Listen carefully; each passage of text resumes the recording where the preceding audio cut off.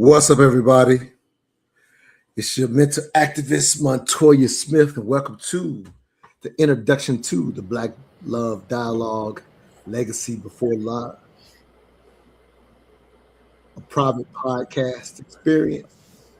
I'm fortunate enough to feature one of our upcoming co-hosts, Chris James, a mental health activist. Let me take this banner down and introduce y'all to this brother.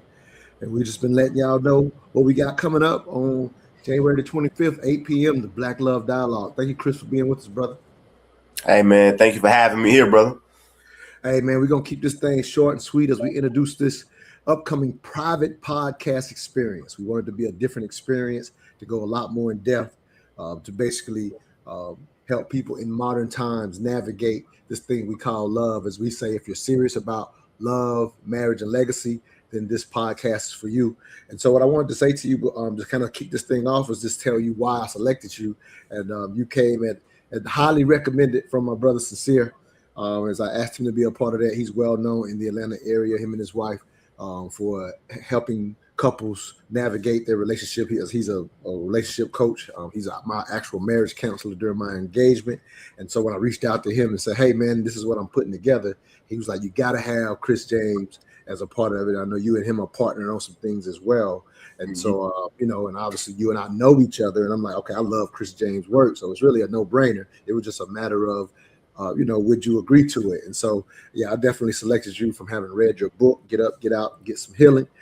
Definitely beneficial to me personally, which helps me be in relations with others by understanding myself, which is something that you highly advocate. And all of our hosts are married, which I wanted to be people with experience. If in that sense, like I teach a lot of people the stuff y'all teach to others, but I'm engaged, not married yet. And I wanted to make sure not only did we have people who were married, so that's part of why I selected you, but the other part is you are a mental health advocate specifically. And I thought we wanted to make sure that aspect was a part of this, not just not just Sincere and the relationship coaches, or we have some award-winning coaches. I wanted to make sure the mental health, which, as you can see, mental dialogue is something I've always advocated for anyway. But something that I hear currently in current times that's used all the time is people advocate for mental health like you do as well. But when it comes to relationship, people have this idea of, go, fix yourself, get mentally healed, and then enter a relationship. So I hear people, in a sense, say two healed people need to get together. And the reality is, there are some things you can't see until you're in relation. So I had to have a mental health advocate as a part of this thing. So that's why I chose you, brother. Absolutely. Thank you for having me, brother. Yeah, I'm excited to contribute, something to this conversation. And kudos to you, man. Because I watch a lot of platforms and I hear people talking about relationships, and I'm like, dude, you ain't even married.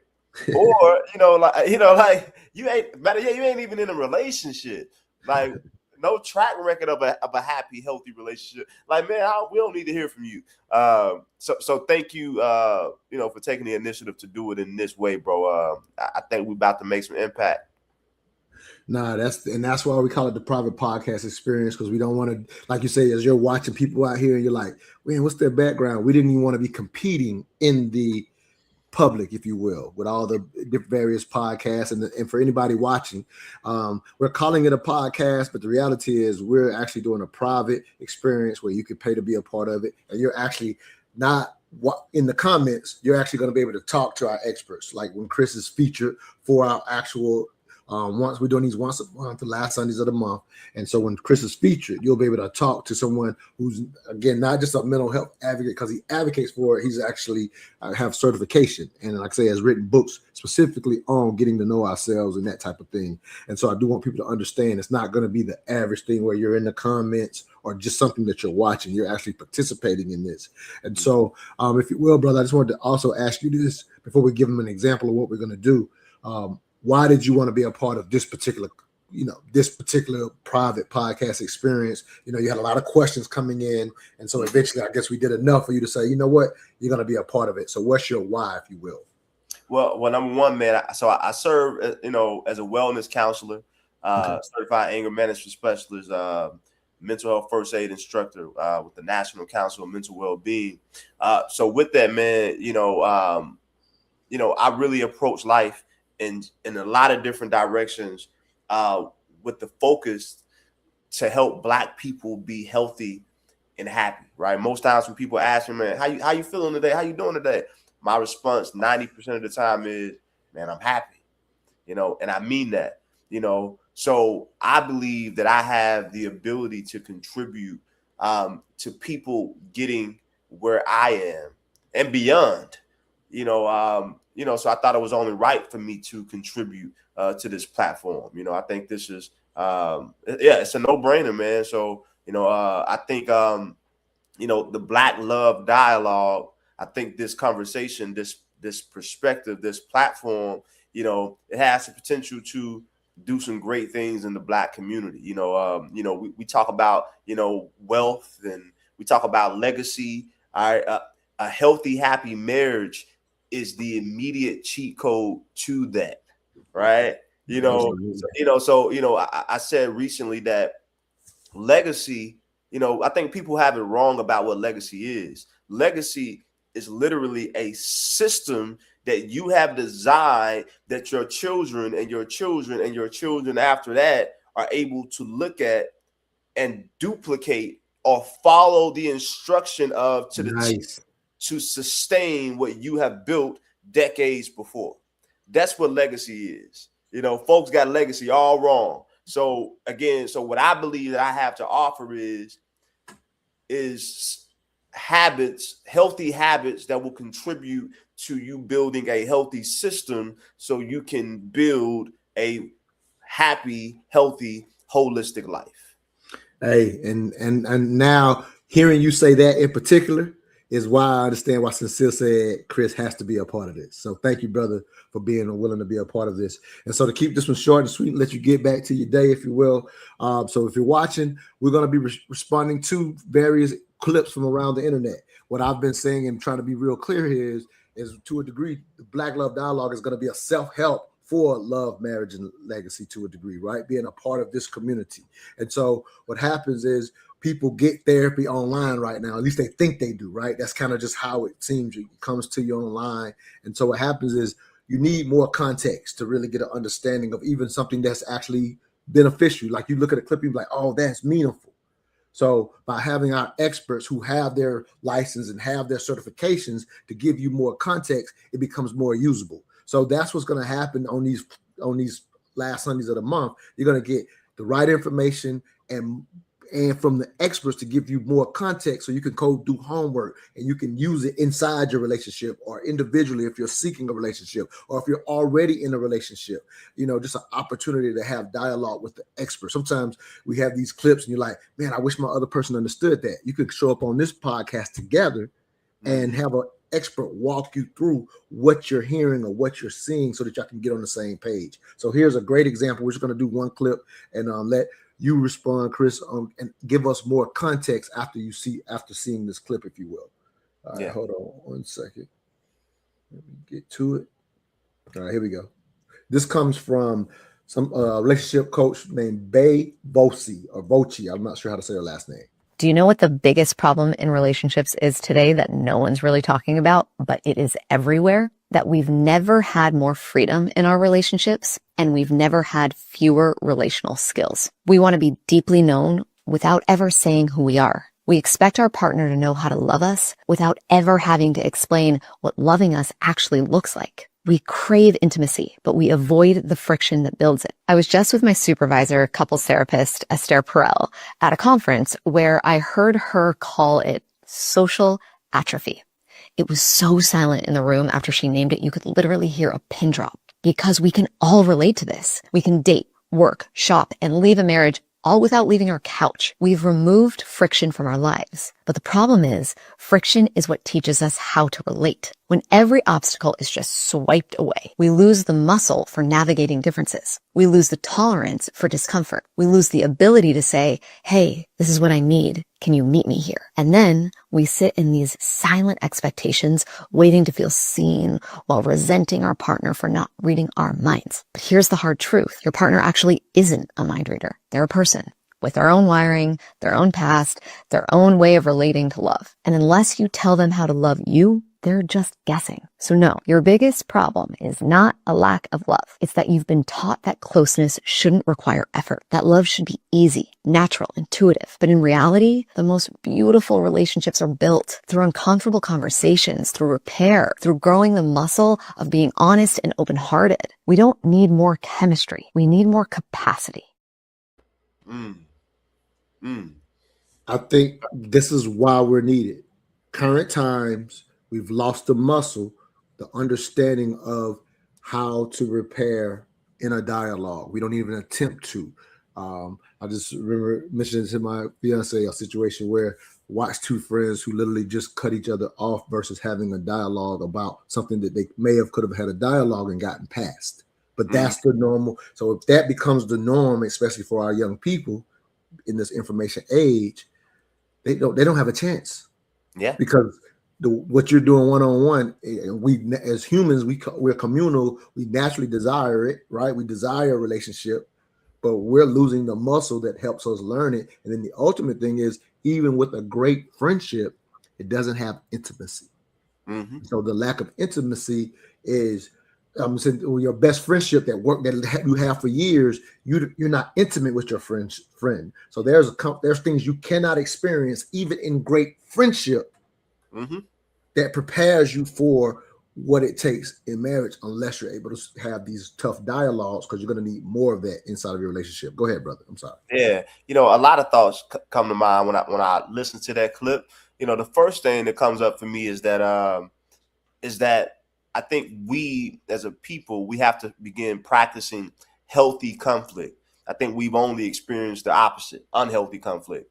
An unhealthy conflict is when you avoid the conflict, right? Like you have to, I wrote in my book, Get Up, Get Out, and Get Some Healing, that many people are emotionally illiterate or emotionally incompetent. In other words, they don't know how to read emotions, right? And they don't know how to experience the emotions when they show up in your nervous system, when they show up in your body, or when they show up in your face. When your partner is expressing them, right? So when you are emotionally illiterate and emotionally incompetent, the emotions come about. You shut them down, suppress them, ignore them, and do all that you can to avoid them, because that's uncomfortable.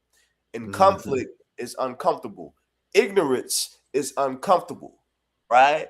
So when we're ignorant to a thing, we don't deal with it, or we laugh at it, or we use microaggressions towards it, right? So what I challenge people to do, is to practice having unhealthy conflict. There is nothing wrong with having disharmony with your partner, right? I don't call it arguments, I call it disharmony, right? There's nothing wrong with being offbeat in an engagement with someone that you love or like, or someone that's in your family, because the issue is most people don't know that there's the possibility of resolve on the other side. So that's the first thought that comes up for me. It is resolve on the other side of everything that feels like conflict, everything that feels uncomfortable. That's number one. The second thing that comes up for me is that we come from, especially as Black people in America, right? This is called Black love dialogue, right? So as Black people in America, many of us have experienced either primary trauma or secondary trauma, right? And that primary trauma is the trauma that comes from our very own experiences, right? That secondary trauma is the trauma that Black America is experiencing, and it may not be in my house, but I see it, right? Like when I saw George Floyd die on camera over and over because I couldn't stop. That was secondary trauma, and I found myself crying in front of Regions Bank in Little Rock, Arkansas, while I was sitting in my car, and I'm like, "Why the fuck am I crying?"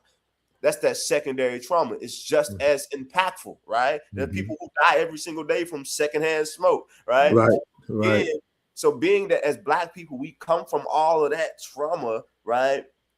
We have been forced to survive.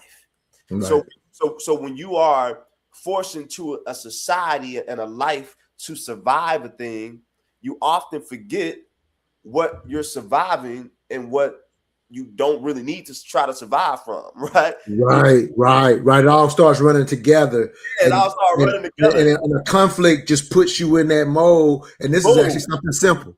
This is Yeah. something that just a little 30-second breath, step Boom. away, and come right back in a minute. It's Yeah. nothing, but it Yeah. feels the same, and you go to 0 to 60 because that's Yeah. what you're used to doing.